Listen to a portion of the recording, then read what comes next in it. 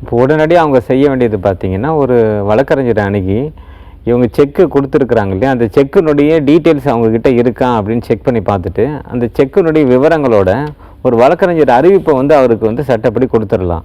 நான் இந்த மாரி இந்த தேதியில வந்து உங்களுக்கு ஒரு பூர்த்தி செய்யப்படாத கையெழுத்து மட்டும் போட்டிருக்கக்கூடிய ஒரு செக்கை வந்து குடுத்துருக்குறேன். அதை வச்சு நீங்க இந்த மாரி என்னை மிரட்டிக்கிட்டு இருக்கீங்க. அந்த செக்கை வந்து சட்டப்படி நீங்க ஒரு கடனுக்காக அது மாரி வாங்குறது சட்டப்படி தவறு.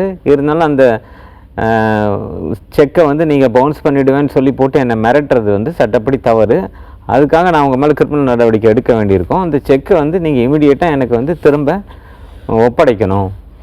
இந்த செக்கை வந்து எந்த விதமான ஒரு அமௌண்ட்டை நான் குறிப்பிடப்படாமல் நான் கொடுத்துருக்குறேன். இந்த தேதியில் ஆல்ரெடி உங்களுக்கு கொடுக்கப்பட்ட செக்கு அப்படின்னு சொல்லி அவருக்கு வந்து ஒரு சட்டப்பூர்வமான ஒரு வழக்கறிஞர் கடிதத்தை வந்து அனுப்பலாம். ஒரு 15 டேஸ் டைம் போட்டு 15 நாளுக்குள்ளே நீங்கள் திரும்ப ஹேண்ட் ஓவர் பண்ணணும் அப்படின்ற மாதிரியான ஒரு வழக்கறிஞர் அறிவிப்பு அனுப்பினோம்னா, பின்னாடி அவர் வந்து செக் பவுன்ஸை வந்து பண்ணி சட்ட நடவடிக்கை எடுக்கும்போது அதில் கொண்டு வந்து நம்ம சைடு எவிடன்ஸை ஆதாரமாக அதை கொண்டு போய் நம்ம கொடுக்கலாம்.